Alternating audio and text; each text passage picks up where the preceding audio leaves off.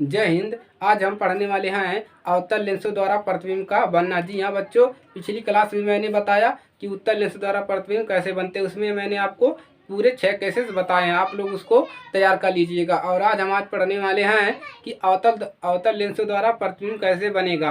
और आज हम ये भी जानेंगे कि लेंसों के लिए चिन्ह परिपाटी भी जानेंगे और रेखीय वर्धन भी इस वीडियो में जानने वाले हैं। तो आप लोग इस वीडियो को पूरा देखिएगा और लास्ट तक देखिएगा, क्योंकि इसमें आपको इम्पोर्टेंट टॉपिक पढ़ने जा रहे हैं और इसमें आपको ज़्यादा से ज़्यादा जानकारी मिलेगी, क्योंकि इसमें आपको हम 3 टॉपिक बताने वाले हैं। तो आप लोग सबसे पहले हेडिंग डाल लीजिए, अवतल लेंसों द्वारा प्रतिबिंब का बनना। और आप लोग ज़्यादा प्रेशर लेकर मत पढ़िए, इंजॉय से पढ़िए यार, मौज की मजा कीजिए। आप लोग ज़्यादा घबराइए मत कि हम है ना, हम कंप्लीट कराएंगे आपका सिलेबस। आप लोग टेंशन मत लीजिए, सारा क्वेश्चन जितने भी क्वेश्चन है सब कंप्लीट करा देंगे यार। एनसीईआरटी विद्या वगैरह सब करवा देंगे यार, घबराओ मत। मॉडल पेपर भी करवा देंगे, आप लोग घबराओ मत। आप लोग जो बता रहे हैं उस पर फोकस करो और उसको अच्छे से तैयार करो। इसको हेडिंग डाल लीजिए आप लोग, अवतल लेंस द्वारा प्रतिबिंब का बनना। देखिए आप लोग कह रहे होंगे कि इसका यूज सर कहाँ पर होगा।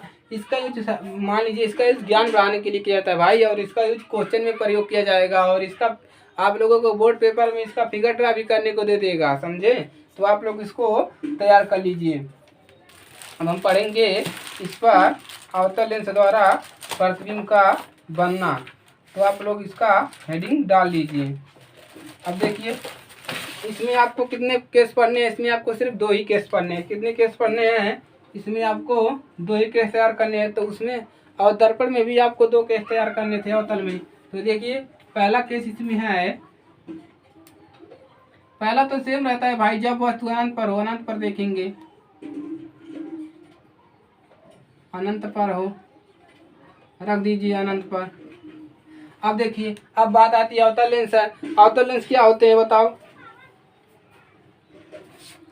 अवतल लेंस क्या होता है? ऐसा लेंस जो किनारों पर कैसा होता है? ऐसा लेंस जो किनारों पर मोटा होता है, यही होता है ना जी, कि पतला होता है किनारों पर? बताओ। जैसा लेंस जो किनारों पर मोटा होता है और बीच में पतला होता है, उसे अवतल लेंस कहते हैं। और ये प्रकाशित किरणों को क्या करता है? फैला देता है। यानी क्यों, इसको क्या करेगा? फैला देगा। तो देखिए हम यहाँ पर क्या बनाएंगे, सबसे पहले एक अवतल लेंस बना लीजिए। एक अवतल लेंस भाई, ये हमने बना लिया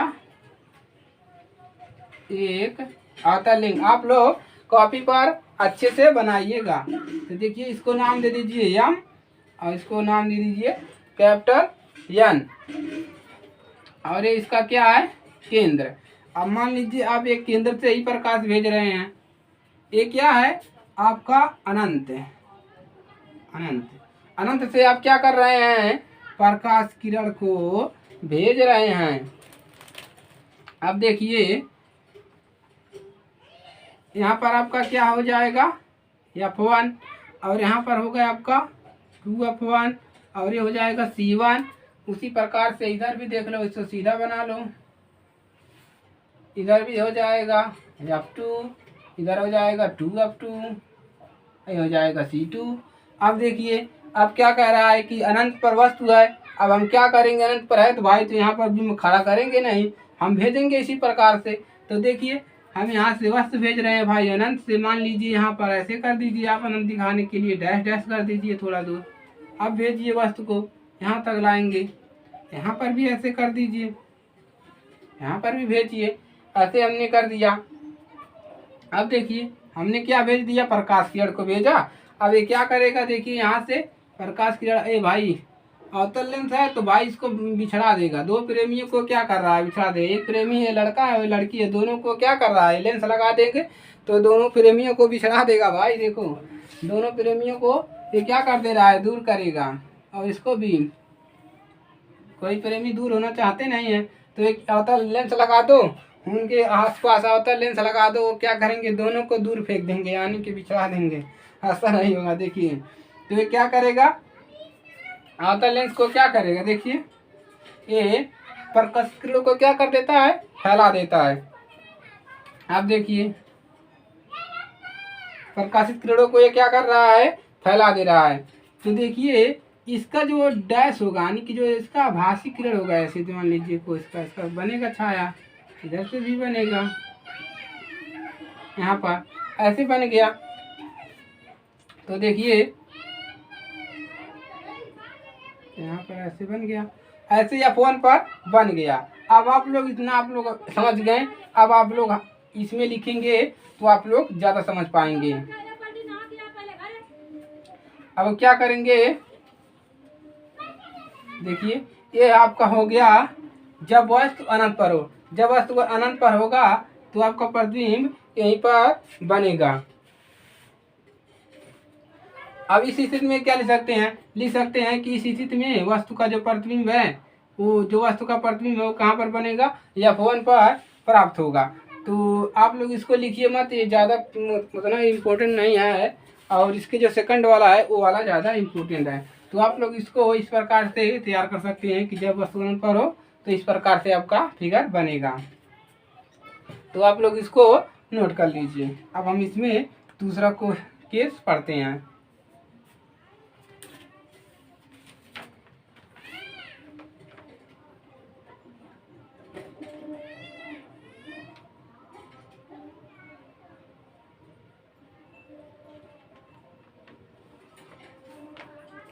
ये बन गया। अब हम दूसरा केस इसमें पढ़ते हैं।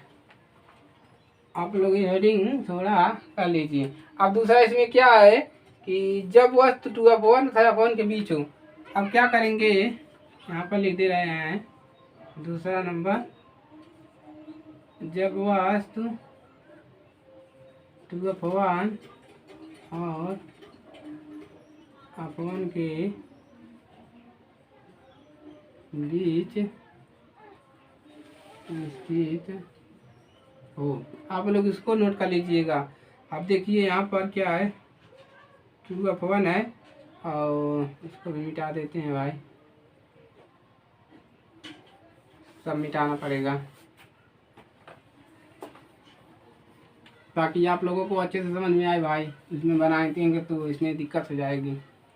अब देखिए अब दोबारा क्या करोगे, अब कह रहा है 2/1 और F1 के बीच स्थित हो, तो क्या करोगे, देखो यहाँ से एक बना लो उत्तल लेंस, अवतल लेंस।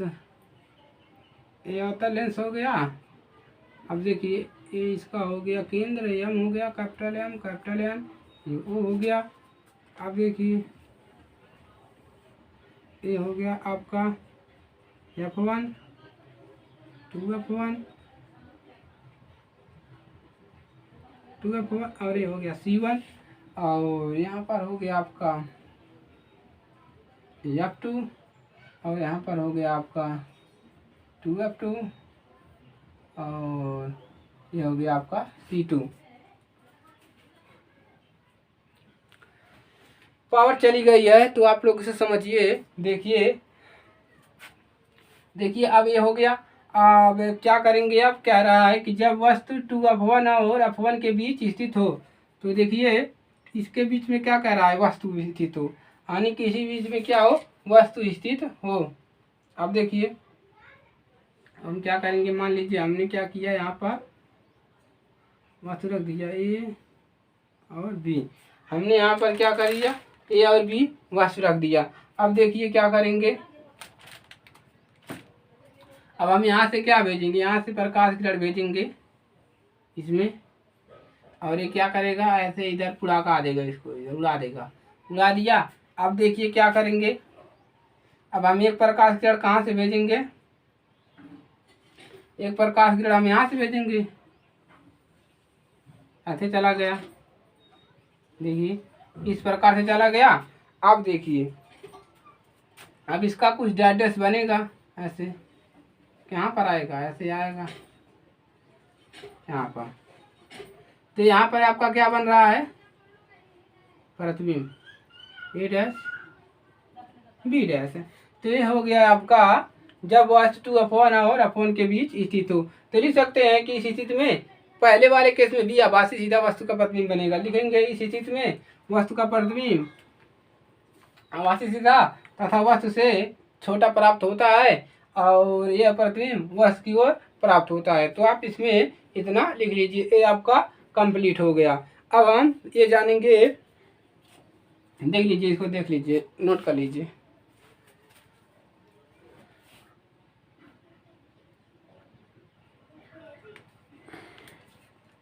अब आप लोग हेडिंग डाल लीजिए कि लेंस के लिए, गोली लेंस के लिए चिन्ह परिपाटी। आप लोग हेडिंग डालिए गोली लेंस के लिए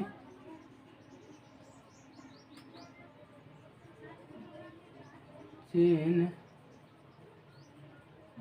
परिपाटी। गोली लेंस के लिए चिन्ह परिपाटी। अब देखिए गोली लेंस के लिए चिन्ह परिपाटी क्या होता है, इसमें आपको थोड़ा सा लिखना है। क्या लिखेंगे, देखिए, लिखेंगे चिन्ह परिपाटी के अनुसार। आप इसमें अभी थोड़ा लिखिए, अभी आपको पूरा समझ में आ जाएगा। चिन्ह परिपाटी के अनुसार उत्तल लेंस की फोकस दूरियां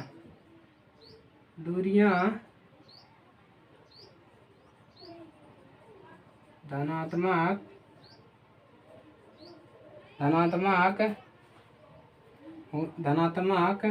दूरियां, फोकस दूरी धनात्मक होती है। फोकस दूरी धनात्मक होती है जबकि, इसमें लिखेंगे जबकि अवतल लेंस की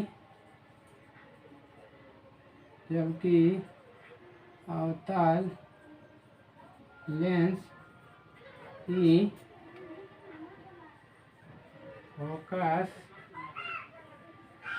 दूरी ऋणात्मक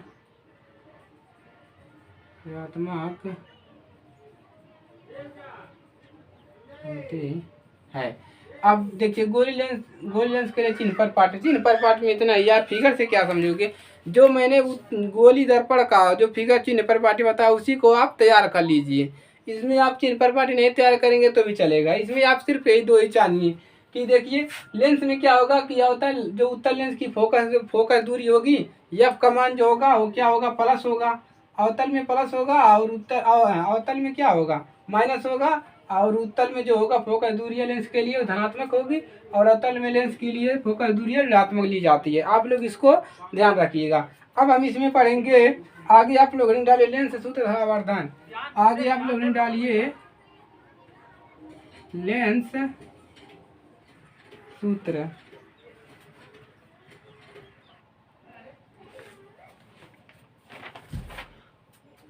अब आप लोग आगे हेडिंग डाल लीजिए लेंस सूत्र तथा आवर्धन। क्या हेडिंग डालेंगे आप, लेंस सूत्र तथा आवर्धन। लेंस सूत्र तथा आवर्धन।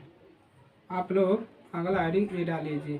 पहला हेडिंग ये था, दूसरा हेडिंग और ये आपका है लेंस सूत्र तथा आवर्धन। ये आपका हो गया। आप देखिए लेंस सूत्र क्या होता है। जो लेंस सूत्र होता है वो होता है 1/v माइनस 1/u और बराबर होता है 1/f। यही मेरे प्यारे बच्चों होता है आपका मोस्ट इम्पोर्टेंट। इसको मोस्ट इम्पोर्टेंट कर लो कि ये इसको याद करना ही करना है। यही आपका होता है लेंस सूत्र। ये आपका क्या है, लेंस सूत्र है। और देखिए यहाँ जहाँ लिखेंगे, जहाँ आपका जो है v क्या है, u क्या है और स्मॉल f क्या है, अभी हम जानेंगे। बताइए v क्या है। v जो है आपका वो क्या है, प्रतिबिंब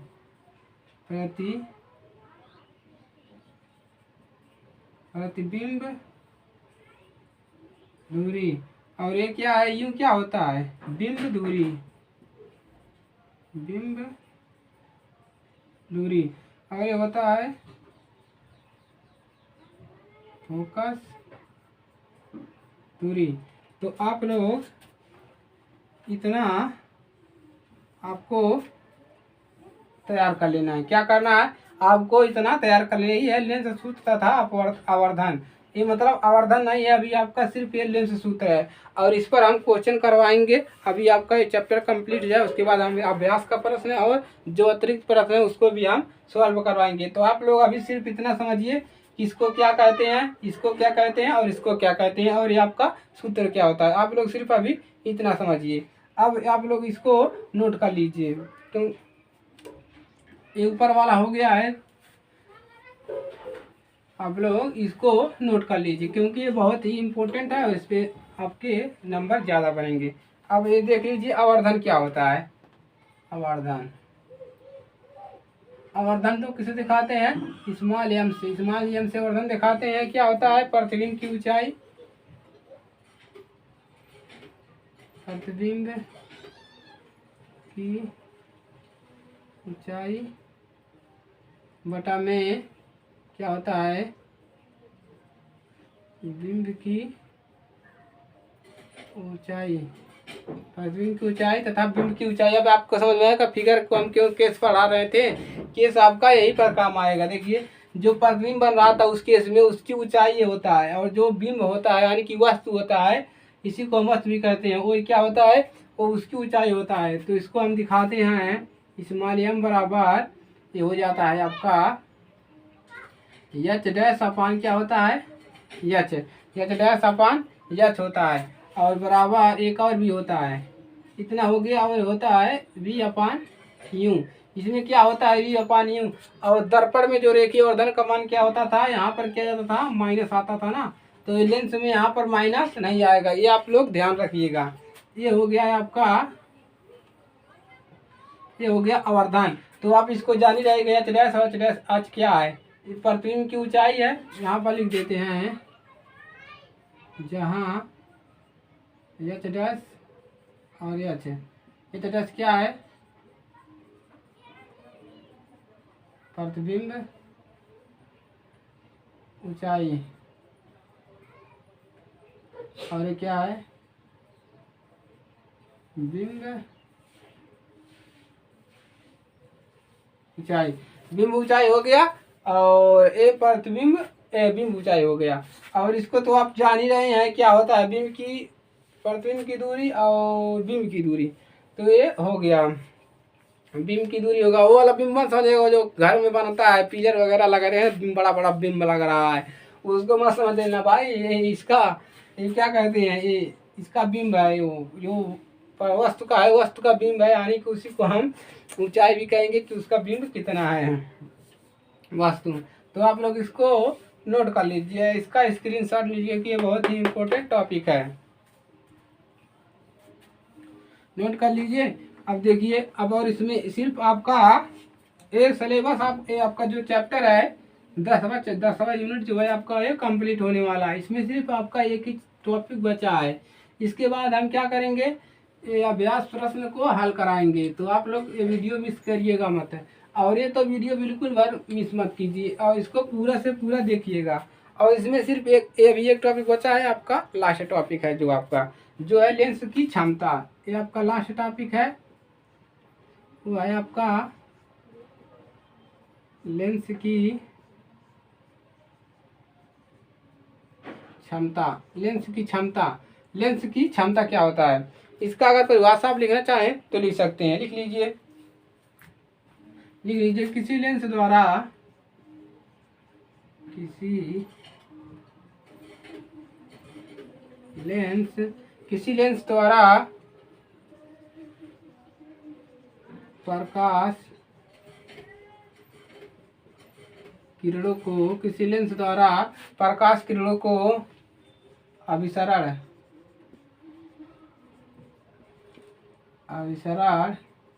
या अपसरण, अभिसरण या अपसरण, अपसरण करने की मात्रा को उसकी क्षमता से व्यक्त किया जाता है। उसकी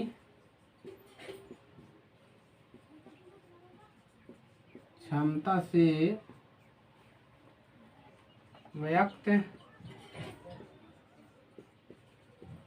किया जाता है। ये क्या हो गया? इसे किसे दिखाते हैं लेंस की क्षमता से, इसलिए इसे P से प्रदर्शित करते हैं। इसे P से प्रदर्शित करते हैं। किसी लेंस द्वारा प्रकाश किरणों को अभिसरण या अपसरण यानी कि अभिसरण, जो लेंस है प्रकाश के किरण को अभिसरण करेगा और अपने अंदर यानी कि ये जब जाएगा प्रकाश किरण तो अभिसरण करेगा और अपसरण करने की क्षमता को उसी लेंस की क्षमता व्यक्त किया जाता है। इसे P से प्रदर्शित करते हैं। जो इसका सूत्र होता है वो होता है P बराबर होता है 1/F मीटर। ये मीटर में होता है, एक तो ये सूत्र होता है। अगर आपका या ये मीटर में दिया है तो ये रहेगा, और एक होता है या करके लिख लीजिए P बराबर होता है 1/F सेंटीमीटर। अगर F का मान जो है मीटर में दिया है तो ये सूत्र लगेगा, और सेंटीमीटर में दिया है तो ये सूत्र लगेगा। अब देख लीजिए इसकी क्षमता का, इसके असाई मात्रक भी होता है। इसका लिख लीजिए लेंस की क्षमता का असाई मात्रक क्या होता है, लिख लीजिए यहाँ पर लेंस की क्षमता का एसआई मात्रक क्या होता है? डायोप्टर होता है। डायोप्टर क्या होता है? डायोप्टर होता है। क्या होता है? लेंस की क्षमता का मात्रक डायोप्टर होता है। इसे किसे दिखाते हैं? इसे डी से दिखाते हैं। इसे डी से प्रदर्शित करते हैं। डी से प्रदर्शित करते हैं। देखिए लेंस की क्षमता का एसआई मात्रक क्या होता है? डायोप्टर होता है, और इसे डी से, डायोप्टर को हम डी से यानी कि प्रदर्शित करेंगे। अब देखिए इसमें और भी जानिए, और हम इसको ऊपर मिटा रहे हैं। देखिए आप लोग नोट कर लिए होंगे। देखिए ये होता है एक डायोप्टर बराबर कितना होता है? यहाँ पर देखिए एक डायोप्टर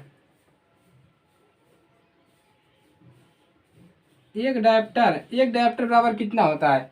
एक डायोप्टर बराबर होता है, अगर आपसे पूछ लिए एक डायोप्टर की परिभाषा बताइए, पूछ लिया एक डायोप्टर की परिभाषा बताइए, तो क्या लिखेंगे? एक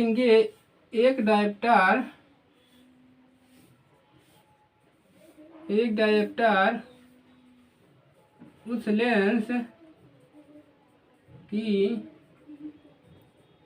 क्षमता, एक डायोप्टर उस लेंस की क्षमता है जिसकी फोकस दूरी 1 मीटर हो। जिसकी फोकस दूरी 1 मीटर हो। कह रहा है डायोप्टर का क्या परिभाषा है? एक डायोप्टर उस लेंस की क्षमता को कहते हैं, यानी ये डायोप्टर उस लेंस की क्षमता को कहते हैं जिसकी फोकस दूरी कितना हो? 1 मीटर हो। आप देख लीजिए यहाँ पर तो हो जाएगा कि एक डायोप्टर बराबर कितना हो जाएगा आपका? एक डायोप्टर बराबर होता है 1 मीटर इनवर्स है, ये हो जाएगा। अब इसमें कुछ लिख लीजिए। उत्तल लेंस के लिए क्या होता है, लिख लीजिए नीचे। उत्तल लेंस की क्षमता धनात्मक, उत्तल लेंस की क्षमता धनात्मक, उत्तल लेंस की क्षमता धनात्मक तथा अवतल लेंस की क्षमता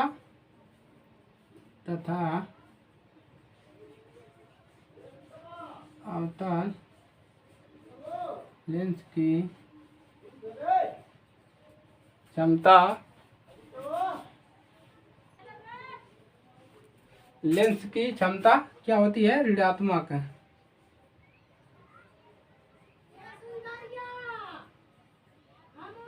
ऋणात्मक होती है। देखिए, उत्तल लेंस की क्षमता धनात्मक तथा अवतल लेंस की क्षमता ऋणात्मक होती है, यानी कि उत्तल लेंस की क्षमता जो होगी धनात्मक होगी और अवतल लेंस की क्षमता जो होगी ऋणात्मक होगी। तो ये आपका पूरा हो गया 10वां चैप्टर कंप्लीट। अब सिर्फ इसमें अभ्यास प्रश्न बाकी है और एक प्रश्न और ये बाकी है, हम आपको दिखा रहे हैं। देखिए, ये हमारे पास एक एनसीईआरटी का किताब है। देखिए, जो है आपका बीच में क्वेश्चन दिया रहता है, ये कॉलम बना के ऐसे, जो ऐसे कॉलम बना के दिया रहता है, तो ये वाला भी क्वेश्चन आपको करवाना है, तो इसको भी हम कंप्लीट करवा देंगे। और आपका जो अभ्यास प्रश्न है उसको भी हम कंप्लीट करवा देंगे। तो आप लोग, ये आपका चैप्टर आप समाप्त हो गया, तो आप लोग इसको रिवीजन कर लीजिएगा और आप लोग इसको तैयार कर लीजिएगा, और आगे आगे के वीडियो में हम इस पर क्वेश्चन करेंगे। तो मिलते हैं नेक्स्ट वीडियो में, तब तक के लिए जय हिंद, जय भारत।